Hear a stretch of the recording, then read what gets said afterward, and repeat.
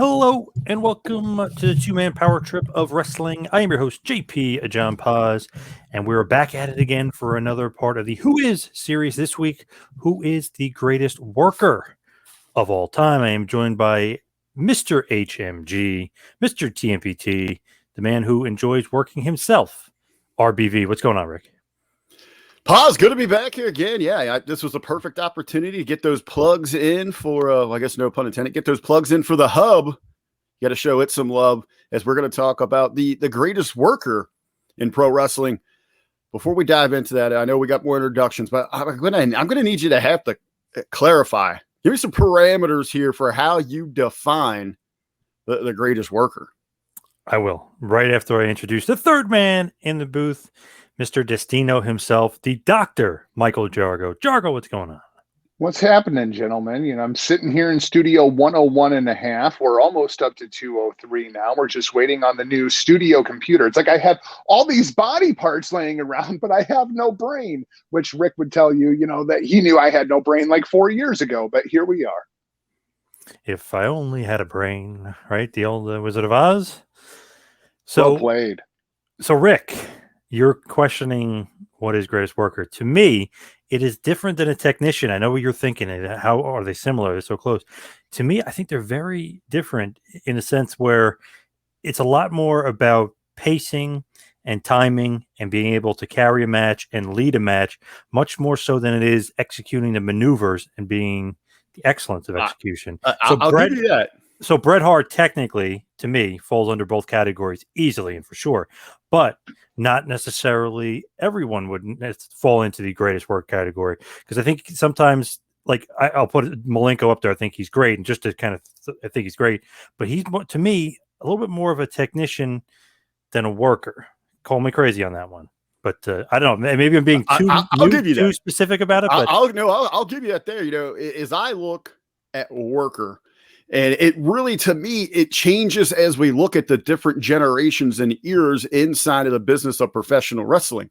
So as we make that transition from true, that classic 60s, 70s pro wrestling into that 80s, you got the rock and roll wrestling, the new golden boom, if you will, into the modern, where you really see now the influence of sports entertainment.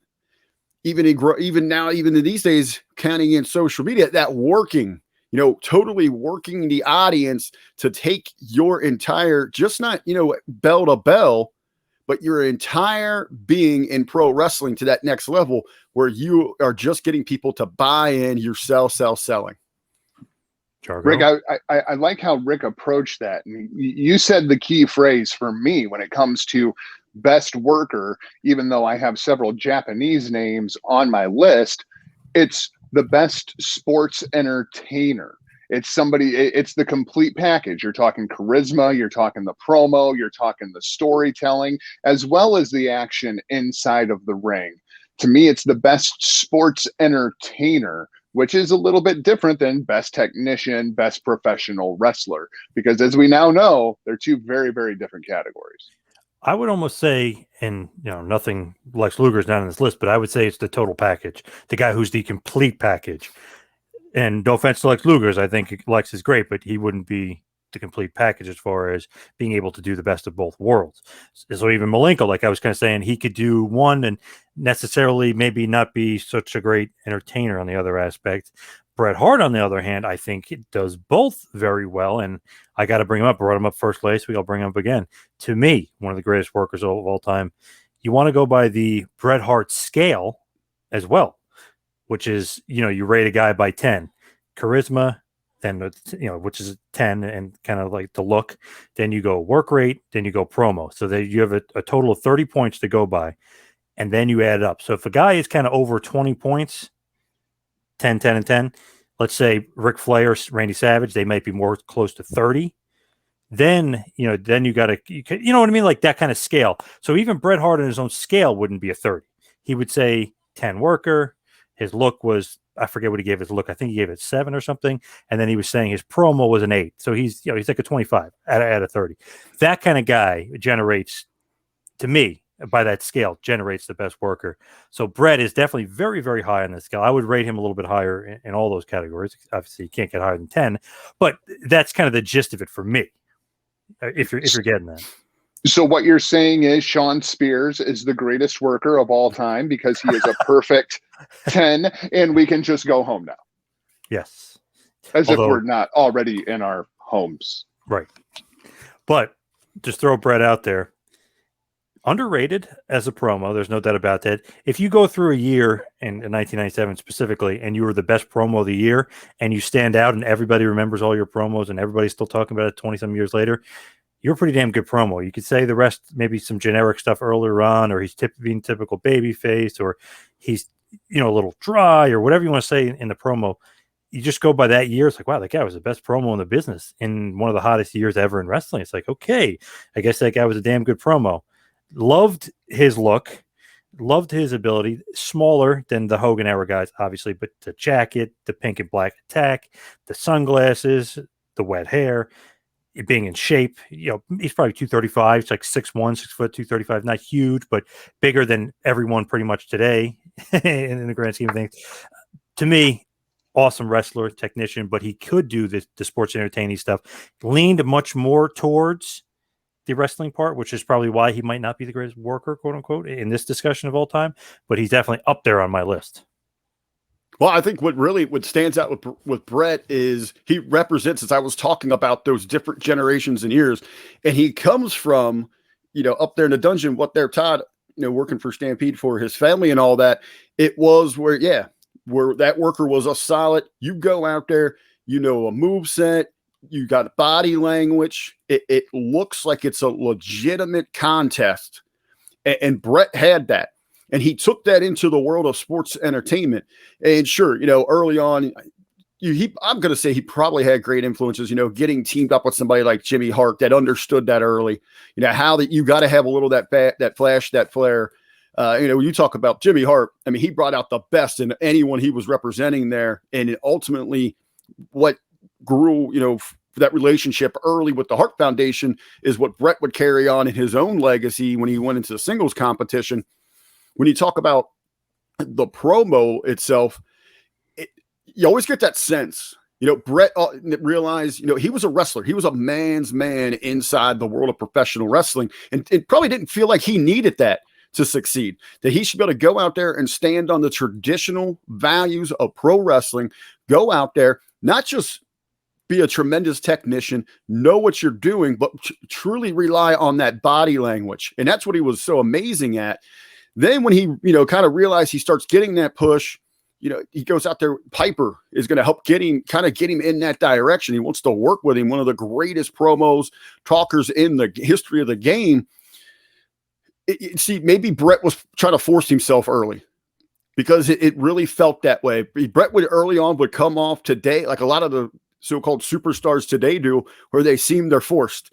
Maybe he's over scripting himself, but when he really let his own personality come through, they say that's what truly sets off someone incredible in pro wrestling is you just take their own personality, crank it up to 10, rip the dial off.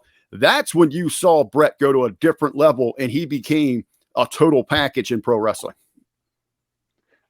I like the way that you brought all of that together because I think the biggest thing with Bret is when Bret could work himself, Bret was really, really good. Because Bret was so into the world. I mean, there's some people that even claim that Bret Hart is, in fact, a mark for himself, that, he had to be the champion because he felt that he was the best. And, and I get all of that. When Bret was actually invested, when Bret could work himself into a shoot, like, I don't know, maybe the Shawn Michaels feud, two guys who genuinely didn't like one another, Bret was absolute gold. But if it was something like Rick was saying, where it's not a main event program, where we've got you working, the middle of the card for the next month or 2 months because we're doing this on top with Shawn or with Steve, whatever, Bret would kind of check out. And it wasn't as good. I think you guys both overvalue Bret's promo, at least versus what I do, because to me, the problem with Bret was there was no dynamic to it. Like you were going to get the Bret Hart promo, but he never really turned it up and he never really turned it back. He didn't have a whole lot of dynamic to his promo. It was just the Bret Hart promo. And I think what's good about that is because it's real. And Jargo, I love how you say Bret is a mark for himself. Well, isn't the biggest? I'm not even saying that's necessarily a bad thing. Oh, I know it. And that's what I think really plays into how great Bret was. And I'm not going to say he's one of the best promos in the business, but where he was seriously lacking was in that area. And he picked up tremendous ground when he found his own voice. And you felt like you were getting the real Bret Hart there. So then that is Bret. Even when you hear him speak today, if it's off, not even wrestling related, he still he carries that same tone, those mannerisms, in all of that there. But what's seriously lacking today in professional wrestling is, come on, for decades now, we've known what it is. Fans have known what it is, but you can give that all up and you want to believe, you want to buy into it. And how am I going to believe it if they don't believe it? Right. And Bret Hart sure as hell believed it, and he believed in himself. So you know what, as a young fan, as a fan now, I believe in Bret Hart. He still does. I mean, to even hear Bret in interviews now, he looks back on it from the same perspective as he did when he was balls deep in it. He's Bret the Hitman Hart, and what you see is what you get. With Bret, we talked about him last week as well. Such a good technician. The greatest technician did a little bit of a vote. I think about 90 votes or so came through. Only had it up for a day or so, but he killed the competition in who was the greatest technician. He's 61%. I think the next guy had 12 or something, and a few people voted Kurt Angle and Cowboy Bob Orton. But I think the next guy, if I remember correctly, was Benoit, and then Daniel Bryan. Then it was Kurt Angle. But he killed it. He was 61%. There's no doubt about it. But as far as being a worker and being the complete package, we mentioned, I'll stick with, I just mentioned him, we mentioned him last week, Daniel Bryan. Where does he rank up there in your greatest workers of all time? I know RBV will definitely shoot it down, but Jargo, you may agree that he's got to be up there. I do have Daniel Bryan on my list, and I'm very, very fond of the backslash and putting another name next to it. And next to Bryan's name this week, I put Nigel McGuinness.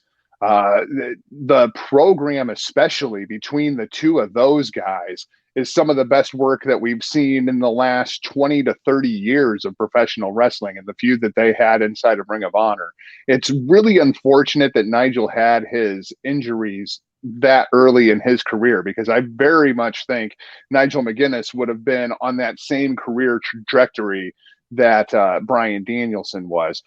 As for Bryan himself, I mean, I never thought Bryan was necessarily the greatest promo once he got into the WWE, but in a modern WWE context, who is a good promo, because the scripting is just absolutely awful. And then WrestleMania 30 happened, and the build to WrestleMania 30, and you got to see the actual personality of Daniel Bryan come out, and he's really, here we are 7 years later, and he's still riding that wave. It's just absolutely insane to me.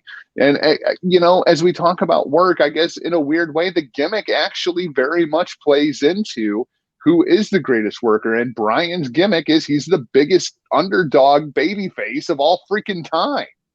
It's a pretty good gimmick to have. Yeah. ROH a few years back made a great DVD compilation, which I'm sure is on Honor Club now, Danielson versus McGuinness, and has all their matches on it, which were all tremendous. The favorite one of mine, and one of my favorite matches of all time, was over in England, the Pure title and the ROH World title unification match, which is awesome. And it's probably why McGuinness has so many head issues, or did have so many head issues. Oh, man, he hit his head legit on the post twice, and you could see a goiter just blow up on his head. But awesome. Anybody who's never seen those matches, go out of your way to find that series of matches. It's just incredible stuff. Coach Krzyzewski, what do you got?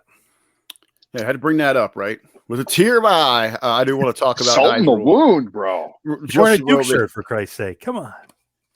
But anyway, going way back when Nigel came here locally to Cincinnati to train, just coming to the States and all that, HWA, I remember going to shows and saying, this guy is going to headline a WrestleMania. I mean, you could see it then. I mean, just how magnificent he was. And unfortunately, his career path just didn't go that route. and what could have been there for him. But I don't get why. Why do you think I would immediately shoot down Daniel Bryan, Paz? I really. You're all like, oh, Ultimate Warrior is the best worker of all time, like silliness like that. Yeah, okay. No, I have got a great appreciation for Daniel Bryan in today's WWE. I think he's one of the 1% of their, again, quote unquote, superstars that actually gets it.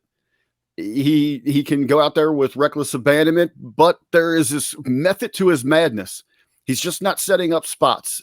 He looks, as Jargo said, he is that ultimate underdog, and you truly believe when Daniel Bryan's out there bell to bell, it's not about routines and a dance partner. It's about throwing everything you've got against the wall to see if you can beat this SOB across the ring. And it's usually some big old behemoth that he has no business taking down. I mean, he is the ultimate David and Goliath, who isn't always rooting for David there.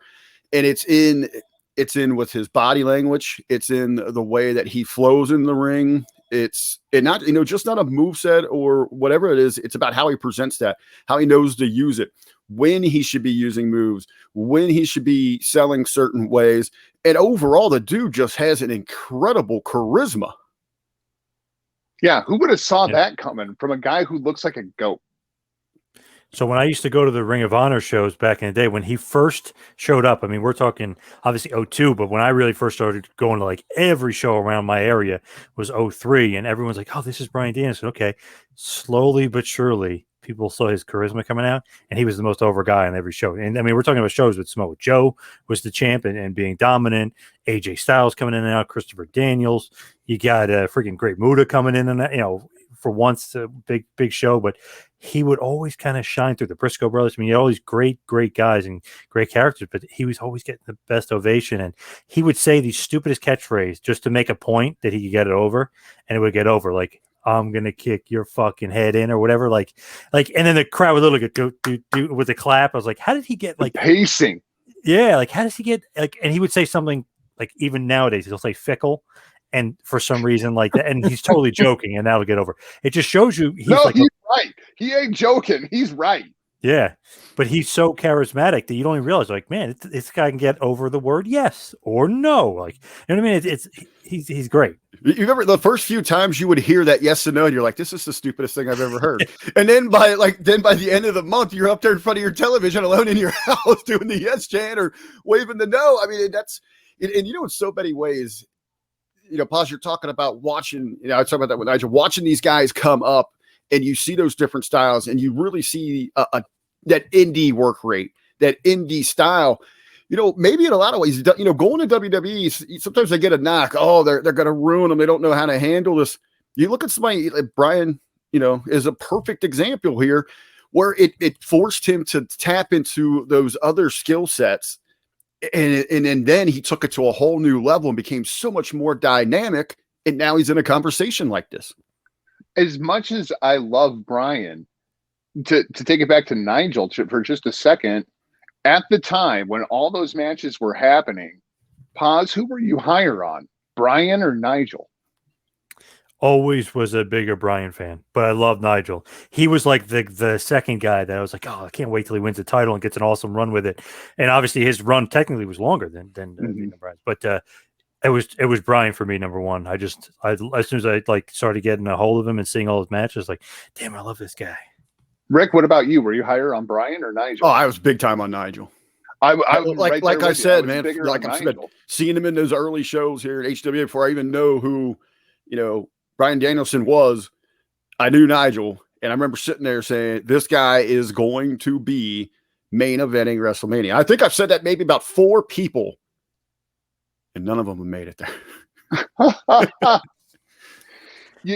I think there's an entire generation of fans now that have never seen a Nigel McGuinness match. Yeah. And you've just heard him on WWE commentary, and you can even hear it on commentary. The way his brain works, the way he's laying the psychology out in his mind, what he would have done in that situation.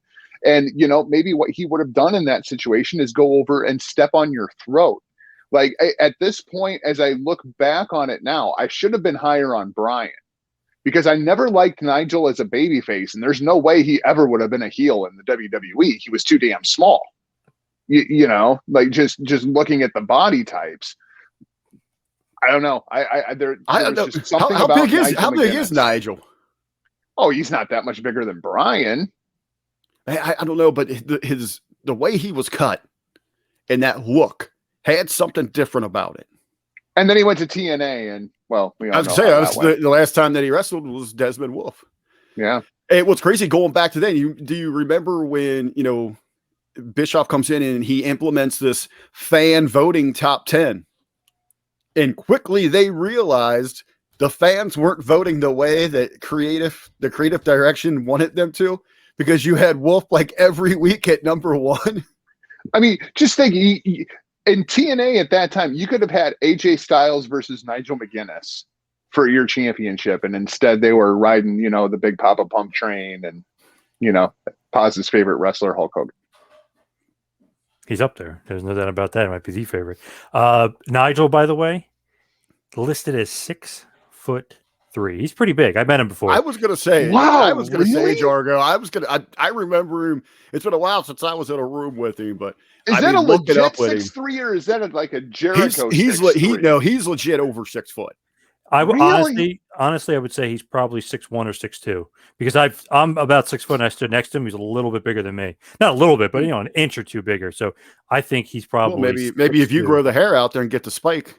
Oh, there's no way that was the other thing too, is Nigel always had that British punk rocker thing kind of working for him. It was cool. I like me some Nigel McGuinness. Paz, you brought up another name that's actually one of the next names on my list, Samoa Joe. Oh, I thought you were going to say Takeshi Morishima. Oh, okay. All right. I got Samoa Joe on my list for greatest worker. I mean, is there anybody that you could ever put Samoa Joe into a program with that didn't come out more over than going into it? Like Samoa Joe, when it comes to work, whether it was personality, whether it was in the ring, regardless if it was a luchador or if it was Kevin Nash, Samoa Joe would get it over. Samoa Joe, absolutely on my list. I agree. I love it. RBV? Joe, again, one of those damn near classic throwbacks. I mean, looks like you could put him in on a black and white screen back in the 60s and 70s in one of those smoke-filled arenas anywhere across the country, and he's viable. He's legit. He's up there. He's a star. You could plop him almost into any era, and he is going to fit in. And I think that was what's so incredible about him. And you continually hear, you know, people that have worked alongside him. Hell, I just got, before we sat down to record here, I just got done finishing up some cuts, Paz, with your interview with Nick Aldis. And in that hour plus conversation you had with him, repeatedly, he is complimenting Samoa Joe about the subtleties and those techniques that just go unnoticed by the untrained eye that truly set off what your goal was in professional wrestling. And he gives credit to Samoa Joe just being able to guide him along and giving him so much credit for, you know, essentially for helping make him, craft him into the NWA champion he is right now. And you continually hear stories about that from Joe. And when you go out there and you watch him that bell to bell, and it's, again, to me, it's not that floor routine. He's raw. You feel like whoever's across that ring is in it for, they're going to be fighting for their lives because Joe is coming at them. And just those little subtle moves, his facial expressions, his selling. Again, Joe's a big dude who can get it done, but it wasn't for the sake of getting it done. It had to mean something. And Joe's another one of those guys that, for any of the listeners that are only familiar with his WWE run, go back and watch some of the matches he had in Ring of Honor and his early days at TNA before his knees kind of gave up on him. I mean, Joe was one of the most athletic big men that we've seen in the business. He was very much a Bam Bam Bigelow, but I always felt a much better promo where Joe could go out there and just cut a promo and just, you felt like a mafia hit was coming after his poor opponent. Like, you genuinely felt bad for whatever Joe was going to do to this guy.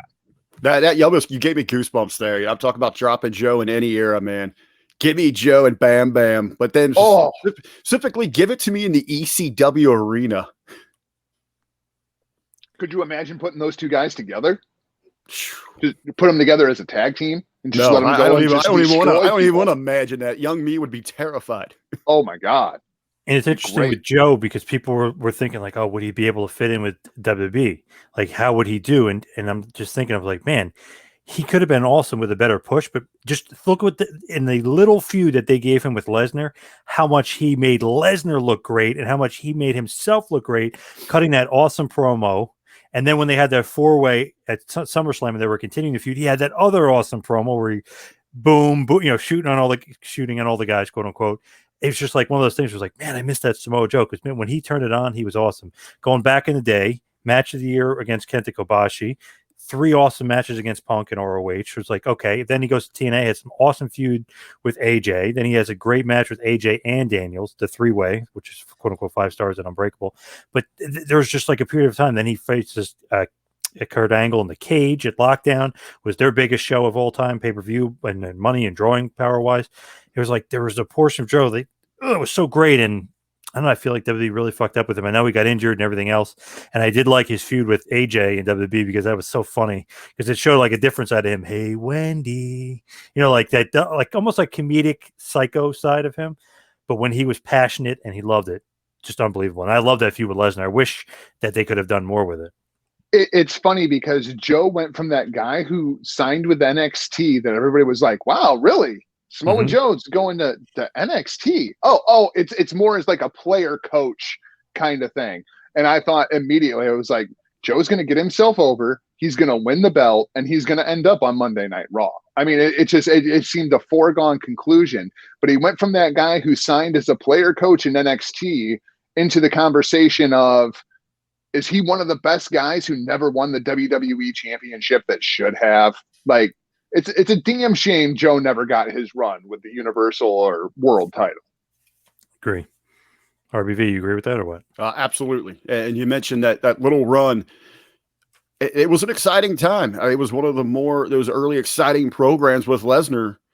Just instead of coming back for Triple H or Cena, I mean, this was an opportunity. Okay, let's see what one of these darlings can do in a serious program with Brock Lesnar, and people bought in. They were believing. And it just sucks that it was so short, such a small window.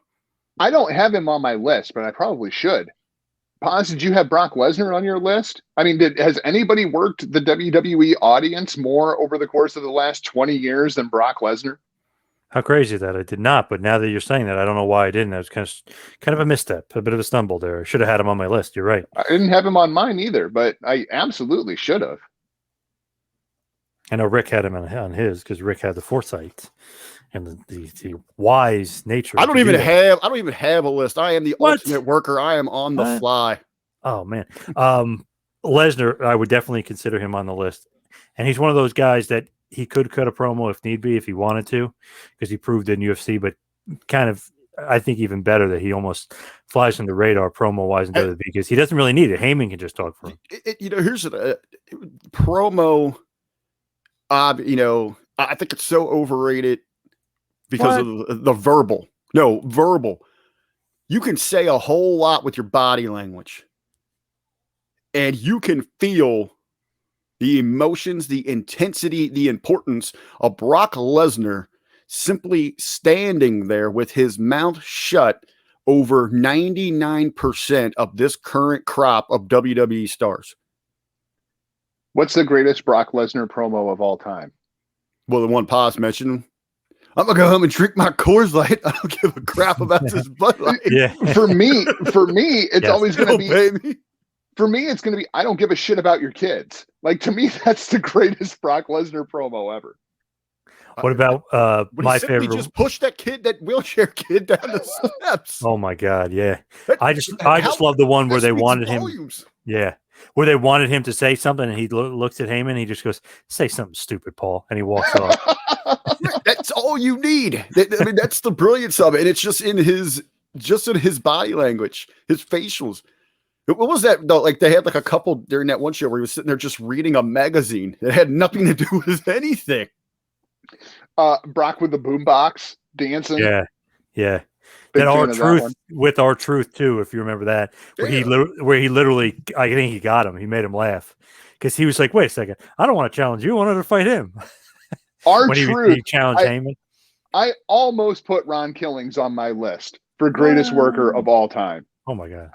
I mean, think of how much not? money that guy has made. So much money over the course of the years, and he hasn't taken a bump in at least a decade. No, a lot of people forget. He had down in TNA early on. NWA World Heavyweight Champion Ron Killings. You talk about a guy that could go out there and get it done, knew how to get the audience going, who had a tremendous flow. Now, I would say it's because I know we're going to get to him, and I don't want to overexpose it, but sometimes he was too smooth in his execution, where it looked like, okay. To me, in wrestling, you don't want it to look overly choreographed. And sometimes he was so athletic and so good. And because people look at the comedy stuff now, they forget about how truly great he was bell to bell in between those ropes. He would have made my list if he'd unblock us on Twitter. He blocked you on Twitter.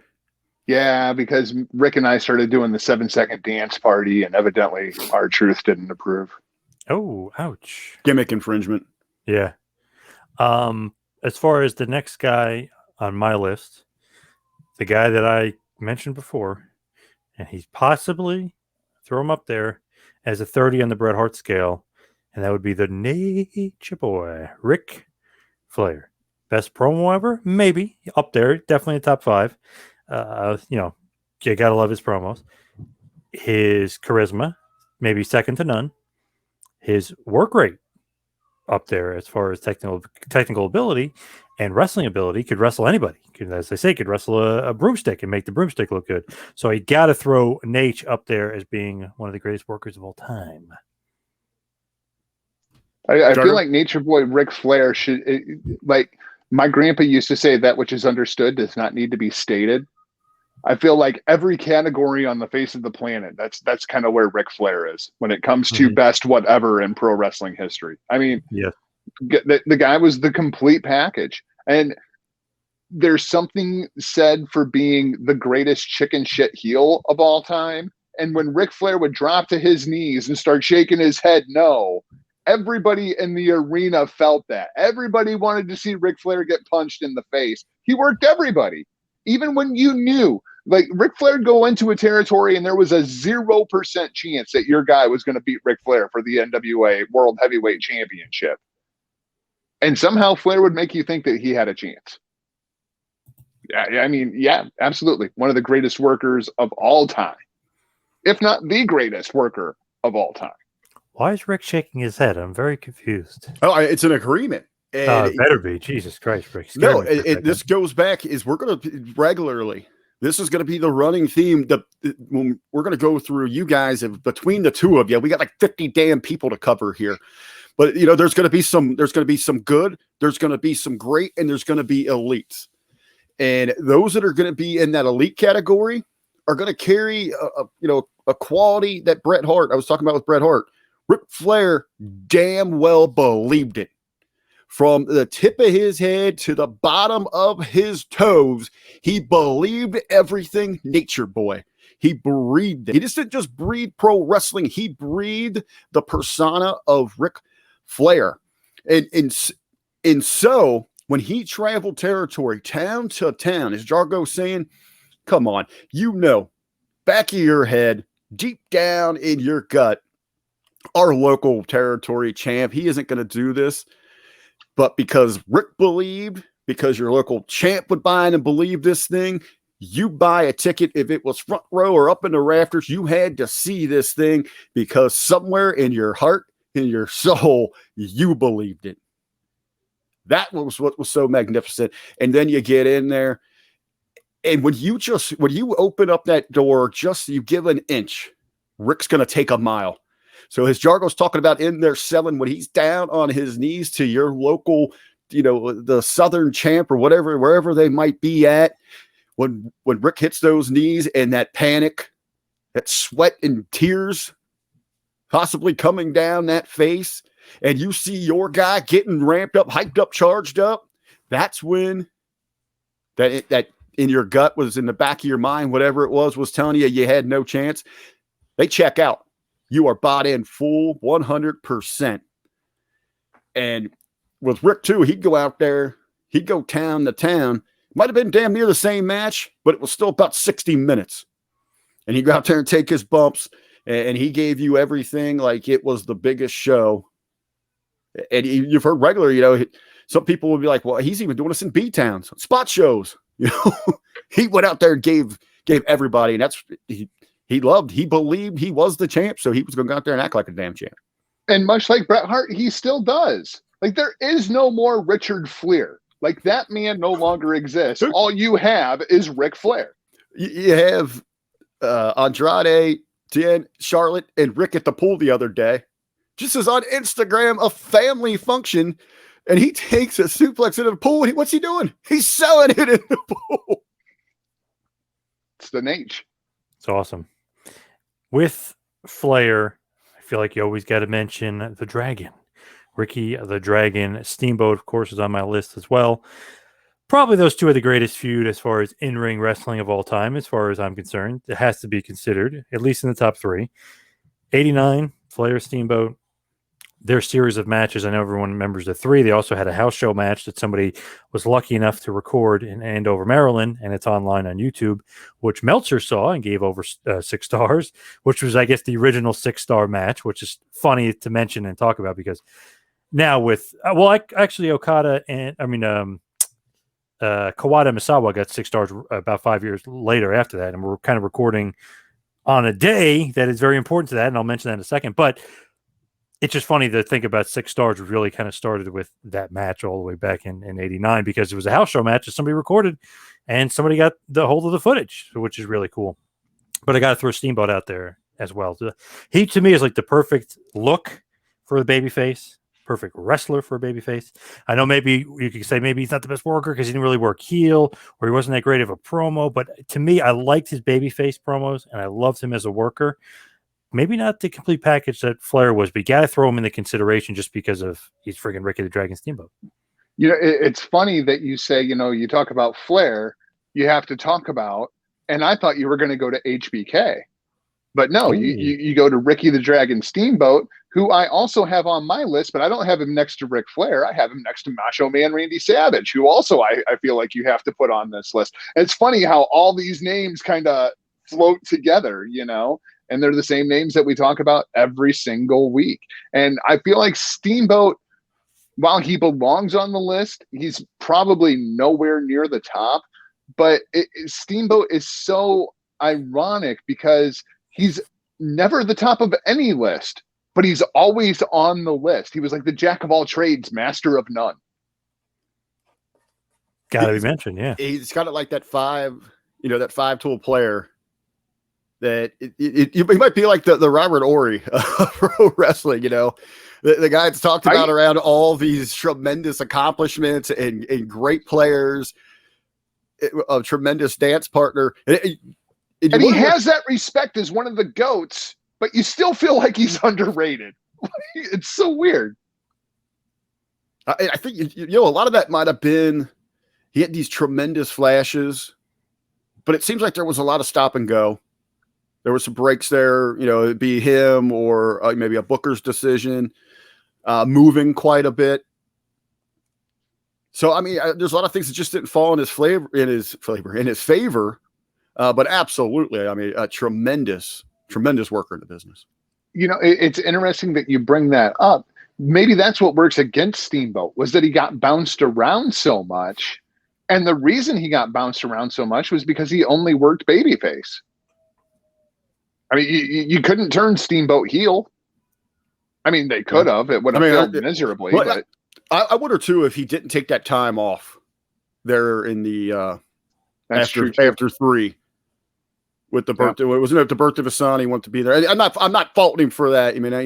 That's important. A family decision. But you really think that's what could have been on that larger platform, that grander platform of WWF at the time. So you mentioned the Macho Man Randy Savage. To me, him and Flair are like the perfect professional wrestler to me, because the look is awesome. You look at them like, that guy's somebody. That guy is awesome. That guy's a wrestler. I love everything about that guy. That's Savage and Flair to me. My 1 and 2 as far as like the look, the wrestling ability, and the promo. You throw that mix, like the Bret Hart scale again, Savage and Flair might be 30 out of 30 in a lot of people's worlds, just because, man, like these guys are so damn good. But also, too, there was no Randy Poffo. He was Randy Savage. I mean, that's really, he became that. And even people said, like Bischoff would say, he'd go to his house for a meeting and he's still using the same voice. And he's like, come on, man, like we're alone here. Like we're having contract negotiations. Come on. I wonder like, when the last time someone actually heard his voice was. Like right, his right. true voice. Because again, what's the key word here, guys? Believed. Yep. Yeah. So we believed. I think a difference, though, that you've seen with Macho, as you heard the stories where maybe someone like Hart was a little difficult.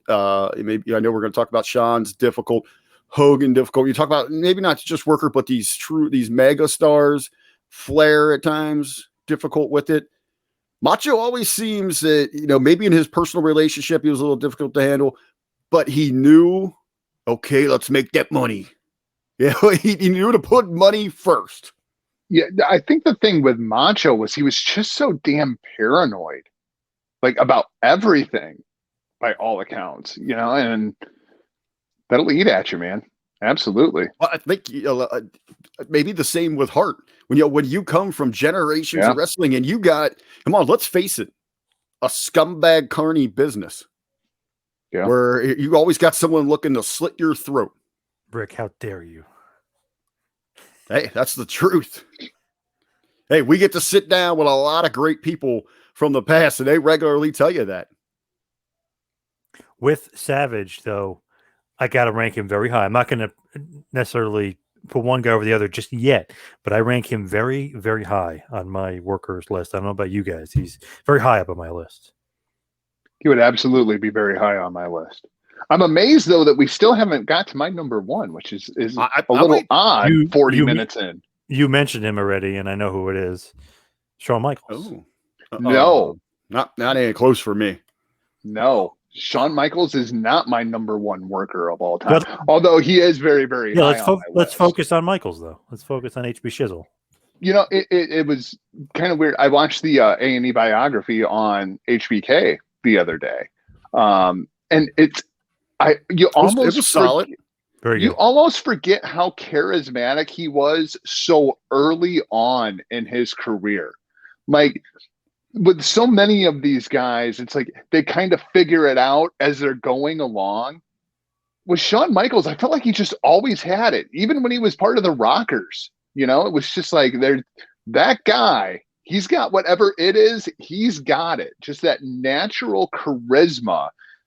At HBK, I feel like he belongs towards. He's kind of like Flair, right? Like if you're having a greatest of whatever, Shawn Michaels is absolutely on that list. Ricky, baby. Yeah, I do want to take myself back when I say no way. Obviously, he's going to be up there close to the top. I remember the first time that I seen him in the AWA Midnight Rockers, both him and Marty, thinking like, man, this is something different. This is something kind of unique, and it was in their presentation. One of my knocks, and this is who I was alluding to before. Sometimes with Shawn, he was like he is such an inspiration. And what so many of these kids today look towards in professional wrestling, he's one of those guys that have helped turn it into a floor routine. They're going out there. Shawn was such a good flow and so crisp at times. A lot of them picked up on just that aspect and didn't realize it. But HBK had a hell of a grasp on the philosophies of the whys and the whens, the hows and the whys. You should be doing something. But sometimes even on that, and when he would take that the corner flip, and either go right over. I mean, for me, that's why I preferred Bret a little more, because Bret was raw. It looked rugged. It was real. Where with Shawn, man, he was just so crisp. I've heard this point a couple times over the course of these best of, and the Shawn Michaels doc really made me think about it for a second. If you want to blame anybody for them going to the smaller superstars and getting away from the land of the giants and the big sports entertainers like you're talking about, Rick. I know whose fault it is now. It's Vince McMahon's fault, because that happened at the same time as the steroid trial. Yeah. And Vince did it to himself, and it was a conscious decision to go to more normal looking guys so that there wasn't that perception of the steroid scandal constantly following it. So in a weird way, your biggest bitch with professional wrestling today is all Vince McMahon's fault. No, it's them damn feds. Again, this is the government holding down the man. That's what this is all about. You know, give me steroids in my wrestling. I want steroids across the board. People know what the effects are. You know, I don't want just home runs staying in a stadium. I want home runs here in Cincinnati hitting Kentucky. All right, juice it up, baby. Let's get the game back on track. Let's get wrestling back on track. But no, when I talk about ruining professional wrestling, in my eyes, or let's even for the sake of being polite in the conversation, evolving professional wrestling, you have an entire generation today who looked at Shawn Michaels and that those incredible movesets and what he was able to accomplish, top of the world in professional wrestling. They saw the moves, but they didn't go out and learn what Shawn knew about it, and that's the psychology behind everything he was doing. Well, and that's why he works in NXT now, to pass on that knowledge. I don't know if he's passing it on with some of the shit they're pulling off. Yeah, well, there is that. They might not be listening. As far as HBK, to me, never a great promo. Always one of those guys, very good, very capable, but never stood out as far as like leading the pack, as far as great promos. Like Bret Hart, like I said, 97, had that year where like everything he said he was on fire, he was getting this great reaction. Michaels never had a year like that, or even a month like that, where he was just like the best promo. Always was good though, and in some cases very good, but never the best. Like he's no Flair, The Rock, Piper, Dusty, Arn, like those guys. Jake, I don't know, he's in that category behind them. I just never thought he was a great promo. Good look, a great wrestler, but never like the best promo. I think that in his first career, he was much better with body language. And he was just a guy, you just ultimately just want to see him just get his face smashed in. And that was what his job was. His second part of his career, when you really, the born again, that run at the end is where you got to feel a little bit more of the reborn Shawn Michaels, who he was. And I think it was night and day. But again, like when they went back to especially on the back end, like the DX G-rated seems so forced at times. It was awful. Yeah. And I think, there's one spot where you're going to definitely on the heart scale that he's going to take a serious hit to HBK is in his promo interview, whatever you want to call it. Yeah, no, I would agree with that too. So, Jargo, you have me very interested here. Who the hell is number one on your list if we haven't named him yet? The greatest worker of all time by a mile to me is Chris Jericho. And what Chris Jericho has done over the course of basically 30 years at this point. He's a great promo. He's got a great look. He gets everybody over. He can go in the ring. He can work any style, as he has proven, especially over the course of the last 5-6 years. The longevity. To me, when I think of a worker, Chris Jericho got over the word it. He got over a piece of paper twice. Yep. I mean, when I think of workers and the complete package, it's Chris Jericho. You agree with that? I'm absolutely up there. And what Jericho, again, has been able to, the different faces of Jericho that you've seen. I mean, how many hats, how many times has he evolved and changed for the ever growing and evolving landscape in professional wrestling? He's there on the cusp each and every time. Maybe it's young where he's trying to get himself over. You give him, he's one of those guys, you give an inch, it's going to take a mile. He can go out there. You loved his facials. And I would say, early on, probably working a little too crisp, seeing those influences from like a Shawn Michaels or something like that. But I think what did him well, though, is, going down to the Southern Territories and learning things like that. But so he always had that in his back pocket, even when he, goes through ECW, goes to Nitro. So he still has a little of that, but he's still watching, those other, the luchador style. The other guys are getting over there. He's kind of blended in with those great technicians. So he's trying to find his own way. But I think ultimately that's what helped him as he would begin to grow over generations. I think when we talk about worker, one of the things I want to put over with Jericho, Jargo hit everything perfect with the pro wrestling aspect. Jericho is one of the few today that get how to properly use social media to grow his pro wrestling brands and what that means when he is in that ring or on screen. He doesn't really overexpose. He knows how to walk that thin line. He knows how to get people riled up. He knows how to pull it back. He's one of the few that absolutely know how to do that. The cat agrees. Nice. Look at that. Come here, Ozzy. Yes, Ozzy agrees. We got a run in. Yes, Ozzy. As far as Jericho, to me, if you look at if we just go back to that Bret Hart scale of being, the great worker, how is Jericho a promo? Probably a 10, right? Technician wise, he's up there, he's close. And then look, he's got to be pretty close. Just because I always liked his look. He's different. Sometimes he'll change his look. He'll never look the same for long. He's got to be pretty high up there on the Bret Hart scale too. Yeah, I mean, I find me a box that Chris Jericho does not check. And especially the longevity aspect. To me, that's what really makes Jericho. And the crazy thing is you can look at Inner Circle Jericho now, and you can draw a direct line to Lionheart Chris Jericho. Like it's the same character who has just evolved so many times.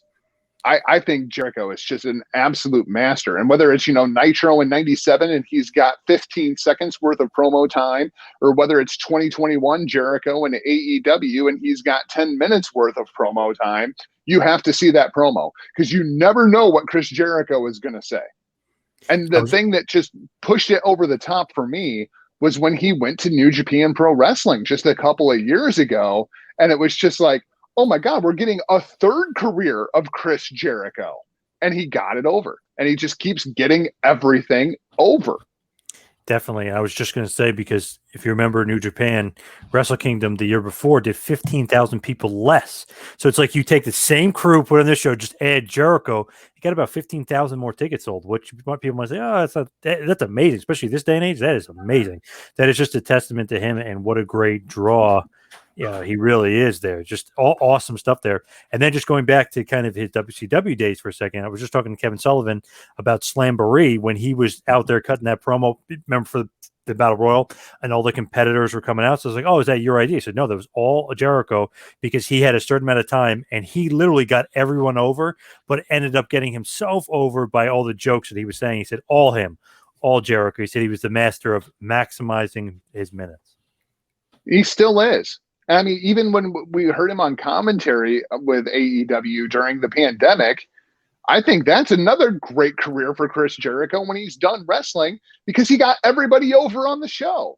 Even if he was just telling you how terrible of an individual that person was, like Orange Cassidy. Absolutely. So for me, as far as some guys that we didn't mention yet, I know Jargo wanted to mention some Japanese guys as well. I know it's hard. I know it's hard with the promos to kind of throw that in, but I feel like you have to mention the Japanese just because of the work rate and how they are in the ring. I feel like they always, even more so than just the technicians, just like being able to put the match together, the timing, the pacing, the style. Like they always are, to me, are some of the best workers. Yeah, and it doesn't matter if it's Misawa, Kawada, Muto, Tenryu. I mean, there's plenty of classics. And then if you want to go into a more newer crop, Tetsuya Naito I would put up there. Maru Fuji over at Pro Wrestling Noah I would put up there. Ultimo Dragon if you're looking for another throwback. Kota Ibushi, when he throws that switch, when he becomes Murder Ibu, it doesn't matter if there's 500 people in the crowd at Korakuen or if there's 50,000 people in the Tokyo Dome, somebody's about to die. But of course, the number one on my Japanese list has got to be Kazuchika Okada. Kazuchika Okada, regardless of who he is in the ring with, if he's cutting a promo, if he's walking around at a San Francisco Giants game, that guy can work anybody. Because if you know anything about Okada behind the scenes, he is not the Rainmaker. He is a giant nerd who enjoys baseball and bubblegum. Like, there's nothing about that guy that would say, I am the greatest professional wrestler of a generation, until you hear that coin drop. And then he works everybody. It's incredible watching Okada. And we talk about guys like Joe or Bryan or Nigel, just those little things that they do. Okada does all of them. Watching an Okada match, and let alone when we got to see Okada live in Chicago, Rick, that guy, it's just a completely different atmosphere. The amount of investment from the crowd, whether it be live in person or watching on a TV audience. Absolutely. It was one of those moments where I don't want to say starstruck, but I mean, whatever it is, you just know it. I remember standing right there next to Jargo, and I said, holy shit. I mean, this is a moment. That place came unglued. It could have been in an empty gym with just Jargo and I, and you have that. I mean, he walks in, he has this incredible presence about him. And like you said, working that style, and it's not really fair to, as you said, Paz, to look at, because they don't do the same style promos here. They do the press conference interview. Yeah. So it's presented so much different. So in that world, in that scope, absolutely. One of the best. Now, you guys have surprised me here a little bit. You want to stay on Japan, or can I throw a few out here? I prefer staying on Japan. No, I'm kidding. Okay. Yeah, go. No, I'm kidding. Go wherever you want to go. Well, no, here, Paz, you surprised me here. You work with these tremendous minds, these historians of professional wrestling, and you guys haven't gone back and touched on the territory stuff. A name that pops out here. We talked about him last week. We couldn't really recall. We were talking about Pat Patterson as a technician, and damn, we forgot this gentleman's name who should have been in that conversation. He's here as a worker who was so innovative, who set the wrestling scene on fire out there, especially in the West Coast, but was, they were sampling their ideas everywhere. Ray Stevens, from out there on the West Coast, wherever he was working, him and Pat were tearing it up. Transition from territory days into the 90s, a little more modern. Didn't get an opportunity on a large stage. How are we not talking about Jerry Lawler? He's on my list. Yeah. He's high up on my list. I got to say, he's got to be up there near the top of anyone's list. Even today at 70, 71 years old, you bring in Jerry Lawler and put him in a match on any show, he's going to go out there and have one of the best of the night, because he knows what he needs to deliver. He knows how to bring it together. He knows how to get those reactions from an audience. He's going to get those emotions from you, and he's going to work it. Okay, you bring up Jerry Lawler. Can we put Andy Kaufman on this list? No, he couldn't work for a day. But Yeah, he's awesome. He was awesome. Yeah. How many freaking tickets did he sell? Yeah, it's true. That's true. I mean, look, and did anybody in pro wrestling history ever have more heat than Andy Kaufman did, from inside the industry and out?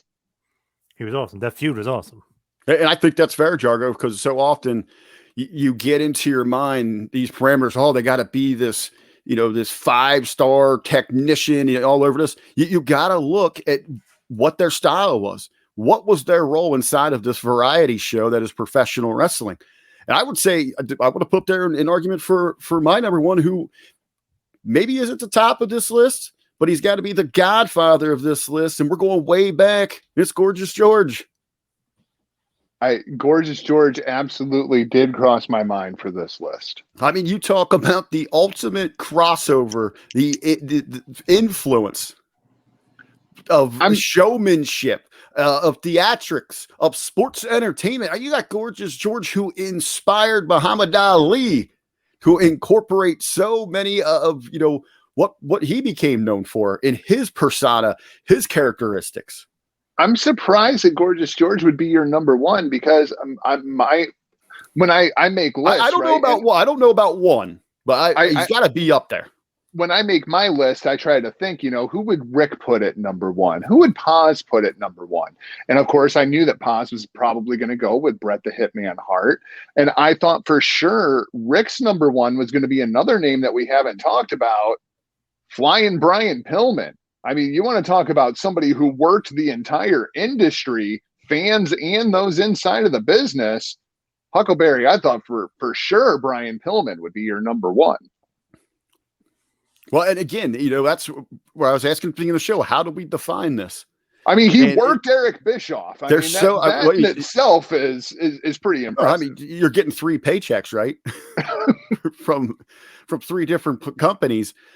But I think what would hold Pillman back, if we look overall, how did you work the business? How did you work as a persona on air? How did you work as a persona, as a technician, as a pro wrestler in the ring? We could break it down as all the different. When you take all those together, I just don't think Pillman had enough opportunity away from behind the curtain to let those other kind of areas really shine. He had all the makings for it, but just not enough opportunities. I got 2 guys we didn't mention. Dusty Rhodes and Terry Funk got to be considered. Absolutely. I had a Funk, but I had Dory. Whoa, okay, I could see that. Yeah, I like that. I like that too. So, according to Bobby the Brain Heenan, who we all know, love, and respect, the greatest worker of all time is Hulk Hogan. Hulk Hogan. He said he put the most butts in the seats, and that's what he considers to be the greatest worker. On the Bret Hart scale, let's put it to that way, look, 10, promo, probably a 10. Bret gave him a 10 on a promo. And he said work rate to give him a 3 or something low, but I would give him. I would give him way higher. Over. Yeah, Bret wasn't going to put that over. I give Hogan a way higher work rate because of what he could do and him carrying Warrior to a certain extent at WrestleMania, him having an awesome match with Savage, him being able to get the biggest moment ever in wrestling history against Andre the Giant. I mean, him just having these great matches throughout his career. Even when he got older, he still had some great matches left in him. Even if Michaels tried to ruin a great match that he was having, he could still have some good ones. Even his last big match at Bound for Glory in 2011 against Sting, even that was good. Looking at it, and the crowd was into it. Hogan always got the crowd behind him. Maybe not your technical wizard, you know what I mean? And he's kind of a bigger, brooding guy, really, a hulking guy. There you go. For the Hulkster, but to me, he's got to be considered. You got to throw him up there. Rick, you agree? Coach Krzyzewski, come on. I don't know if there's big money draws when we're talking about worker.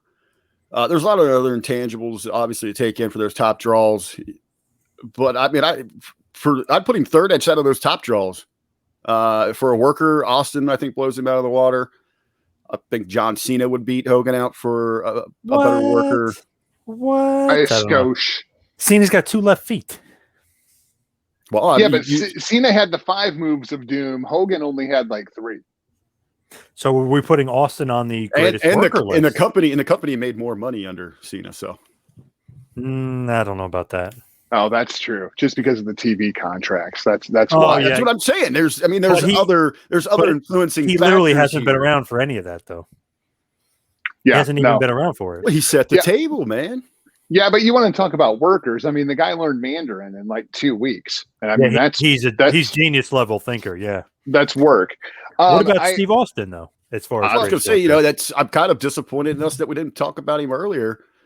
Him and Hogan, 2 biggest draws of all time. Just because I always bury Hogan doesn't mean that you get to skip me when it comes to the Hogan conversation. I didn't want you to rip him. Pause, dude. That's pause, man. I didn't want you to rip him. Yeah. Well, I'm not going to rip Hogan. But what Hogan should have said when Bobby Heenan said that Hulk Hogan was the greatest worker of all time, Hulk Hogan should have said, "No, brother, Bobby Heenan is the greatest worker of all time."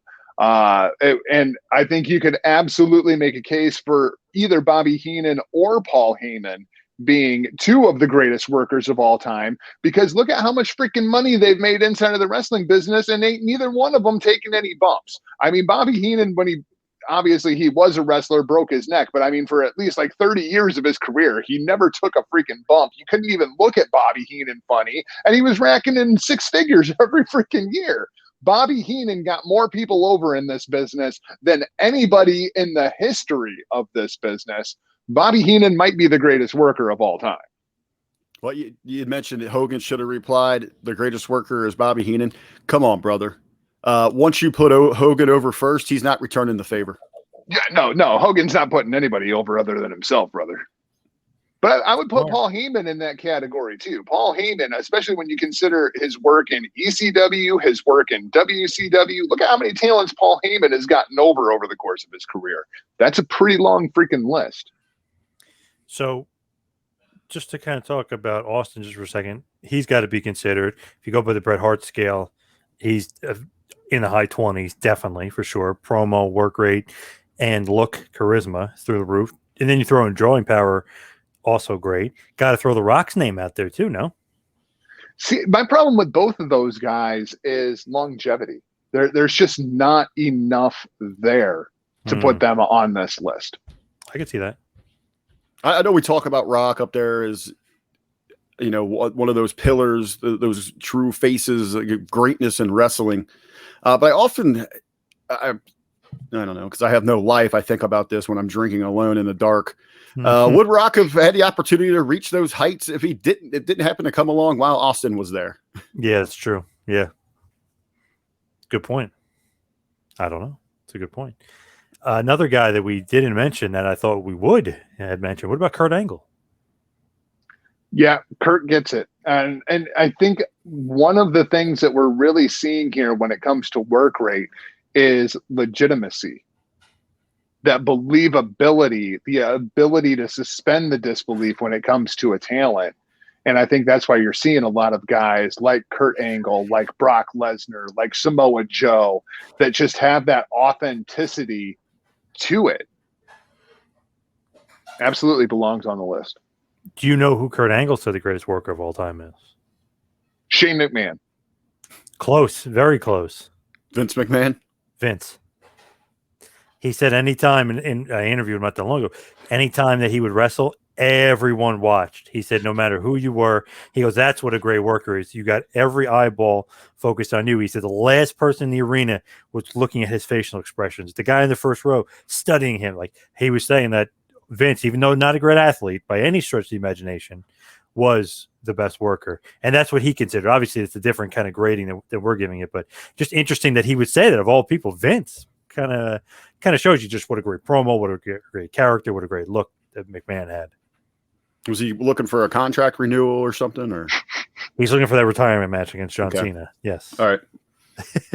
So, but I think again, what's amazing here, you know, here between the three of us, well, we've kind of laid out some parameters, but we're still have three different opinions for defining worker.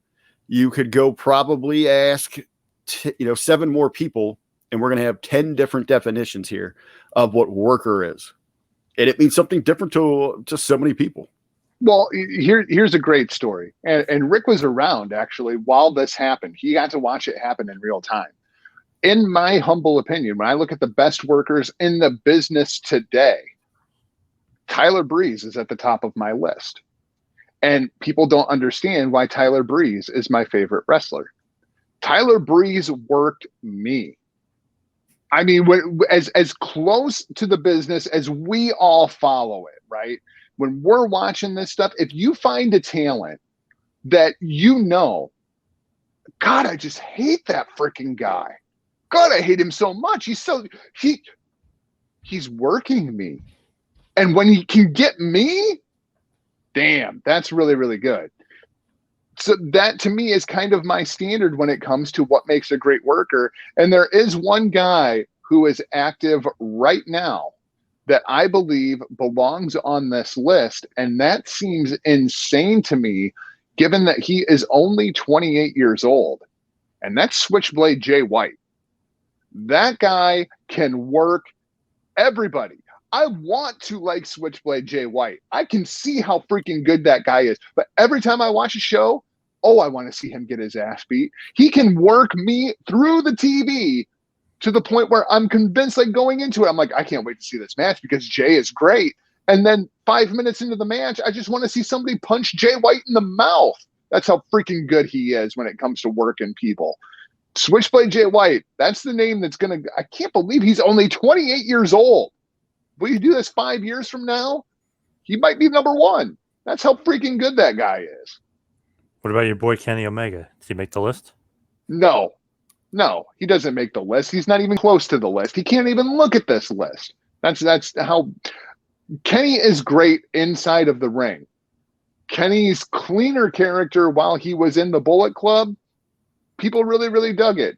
But when you look at Kenny Omega as a career, he can't even look at this list. Not a very good promo either. Let's be honest there.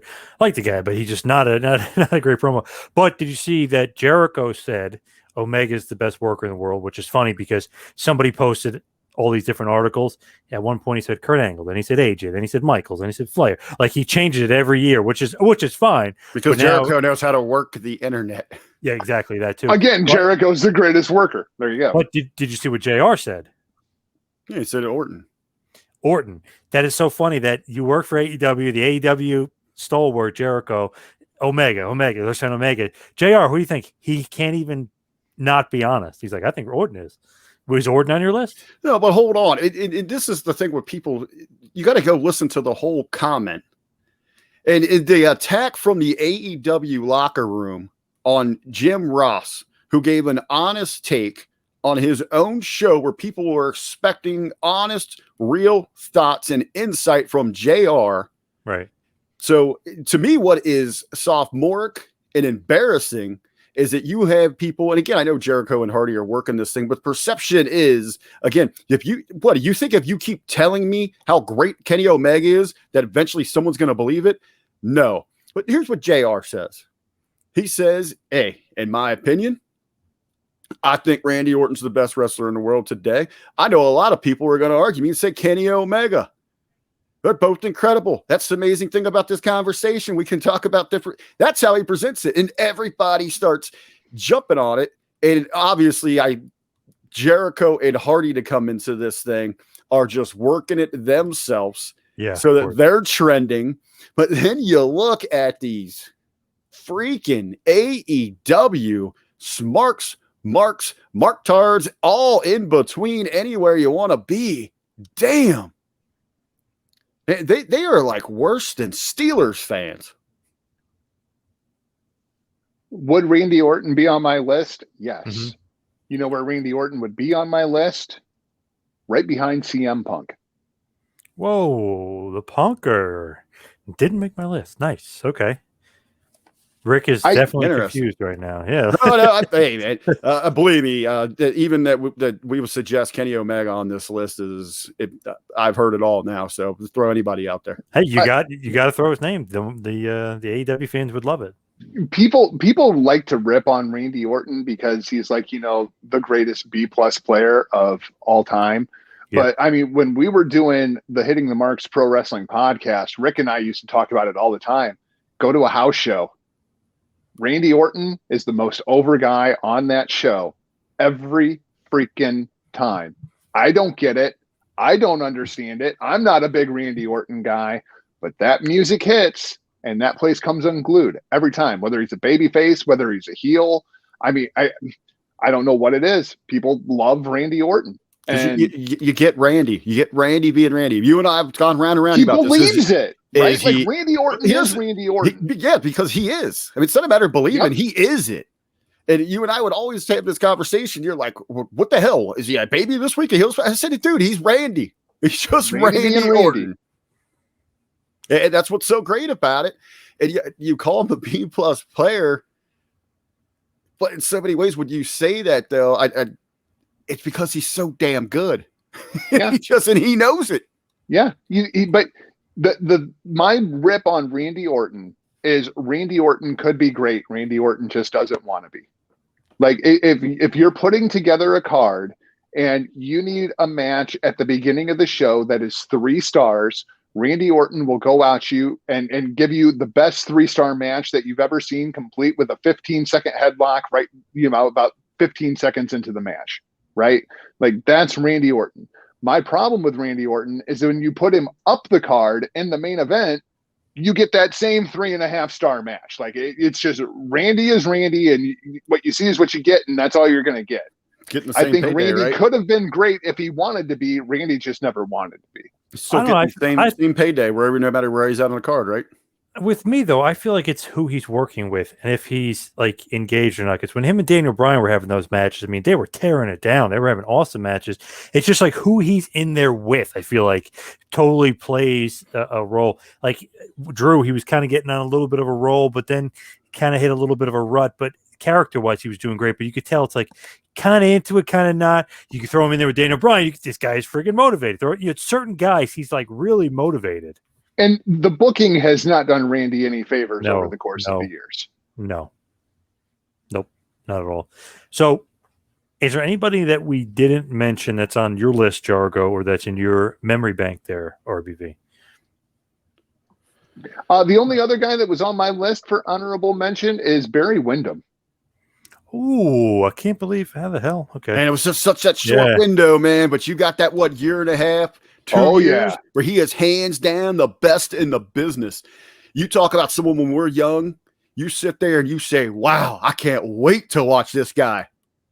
Would you put Windham and Orton in that same class if they're not motivated? But if they're motivated, they're the best kind of thing? I could absolutely see that. I think I don't know. It seems you really got that impression from Windham. I think it was just maybe some wrong business decisions and then shuffling. It was just like, he's one of those early ones, like, how the hell did this fall through the crack? It was a big mistake, him going to WWF and getting put into that system. That he jumped back and forth quite a while, though. Mm-hmm. Quite a while, but quite a few times. Yes. So how are you really going to catch that steam? So he was kind of looking for those paydays, but God, what was it? Like 88, 89, 87, 88? What were those years where, damn. Yeah, you couldn't touch him. Yes. You couldn't touch him. Even Ric Flair couldn't touch Barry Windham. And those awesome matches, yeah. And then it starts to unravel and they pivot to Luger, it's like. So a guy that we didn't mention that I wanted to mention was Eddie Guerrero. Eddie's on my list, absolutely. Not necessarily really, really high on my list because, and we talked about this last week with the technician thing. Eddie, for me, is like the last 5 years of Eddie's career are absolutely incredible. The previous 10 to 15 years are just, okay. Again, to me, it's just those flashes. Mm-hmm. He was so good, but when it really got to shine, it was so short. I feel kind of like the same way about AJ.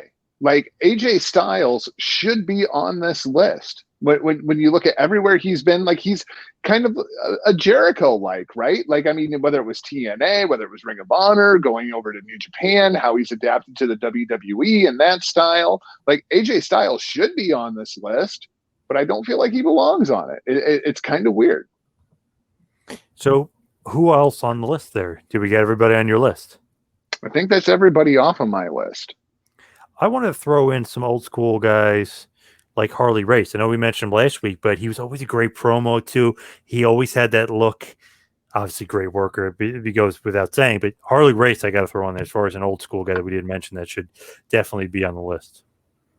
Of course, God, I feel like it's I should have done this by decades or generations. Right. We could break it down. Yeah, it's going to almost. I'm like dreading the eventual question at the end of the show. It's coming up right now, and you're up first because my guy actually isn't who Jargo thinks it is. It absolutely is not. Even though I absolutely love that guy, but it's not. RBV, who is the greatest worker of all time? Drum roll, please. Oh man, this is tough, and I'm split in so many different directions. The greatest worker of all time, and what it means to me is that full ball of wax, between the ropes, bell to bell, body language, the promo, selling, moving the product. It's hard to argue Jericho. I want to. I close. If I could close, man, I want to throw Jerry Lawler in there. I just wish he would have had an opportunity on a truly national level, or Flair. So that's my three that I just put them up on a dartboard and let me throw at it. Jargo. I'm going with Y2J, the Lionheart, the Painmaker. Chris Oh, Jericho. you guys surprised me on that one. Damn. I will have to go without a doubt. The greatest worker of all time is the Nature Boy, Ric Flair. I just think he is the perfect guy when you think of worker. Just has it all. He's the guy you think of, sports entertainer plus wrestler plus promo plus charisma plus drawing power. Everything leads to Flair. And you mentioned before what Hogan should have said, who is the greatest worker. When somebody said to him that who's the greatest worker of all time, it's you, Hulk. And he said, no, it is Ric Flair. So even the Hulkster would agree that is the Nature Boy. I can't believe you guys both picked Jericho over the Nature. Shocked by that. Well, I got him. I got Flair up there, but you know what, Jericho. I want him trying to get a marketing job with AEW.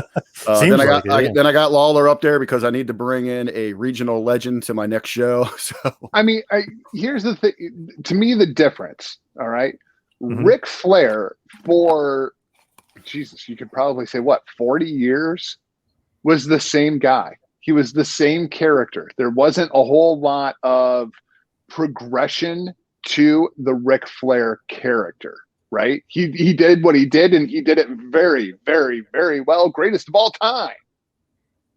But the reinvention, the actual work that Chris Jericho has done, you can put that up there against anybody on any list. Hell, Jericho would get that list over too.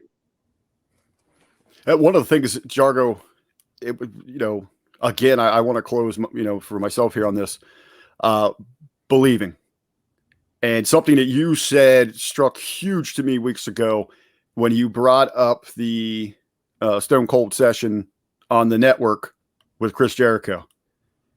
And it wasn't two guys talking. It wasn't an interview. It was legitimately the pro wrestlers, Stone Cold Steve Austin, having a conversation with Chris Jericho. They're so deep and believe so much that they're lost in who the hell they are. That's a masterclass on work right there. Those two guys working. It seemed like a genuine two guys sharing stories about the business. That was two wrestlers talking and working everybody. Yep. So as far as this, Jericho, you guys outvoted me 2-1. Jericho as the greatest worker of all time. But let's get to the plugs. You can follow me on Twitter and Instagram at 2Man Power Trip. Check out the website, tmptempire.com. And of course, patreon.com/tmptempire. RBV, what do you got? Well, I don't know where we're at right now at the Hami Media Group, but we should have some big announcements, some big news on the way, hopefully over the weekend. We got a little powwow as we do every Friday. So, hey, until then, across to all social media. I think we're still even TikToking on the HMG, but you can get us across all social media at Hami Media Group. All of what you've come to love, our free content is available on our Patreon. I know it's a scary Patreon. We got to pay, but it's free there. Patreon.com/Hami Media Group. Then for myself personally, we've got at The Real RBV across all social media. And hey, there is a big pay-per-view, one I'm excited for. I'm actually excited for a wrestling pay-per-view coming up this Sunday. It's an afternoon, little throwback Sunday at 4 o'clock, the NWA, When Our Shadows Fall. I want to throw that plug out there as we've got so many great ties. Aaron Stevens going to be on the show defending the tag team championships. We got the NWA Women's Champion, Serena Deeb, who's a good friend of the Hameen Media Group. Genocide, you can see popping in on Light the Fuse, one of our programs there. They're all involved. But I really wanted to mention it because we're coming at you. We have got some incredible exclusives from the 2-Man Power Trip involving Billy Corgan, Nick Aldis. I think we're going to sprinkle in a few other NWA personalities. We're going to hit you up on YouTube. So make sure that you're going over and checking out 2-Man Power Trip Empire on YouTube. And we'll be sharing those links across all the social media pods. Jargo.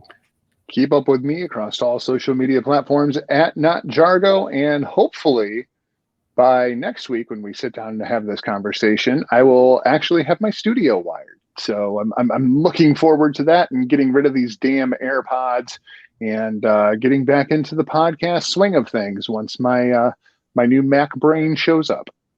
Nice. And as far as this week, we are done with Who Is, but next week we will have another edition. Not sure what the topic will be yet, but I am kind of intrigued by you guys thinking that John Cena is somehow in any shape, way, or form a bigger draw or star than the immortal Hulk Hogan. But that'll be a different story for a different day. I don't care if you're talking about money or not. You got to go with the Hulkster. Anyway. Well, all right. So we have reasons. And you have a boner. Keep those reasons. All right. Keep those reasons to yourself. All right. Thank you, everybody, for tuning in this week. See you right back here next week for Who Is. See you next week, folks.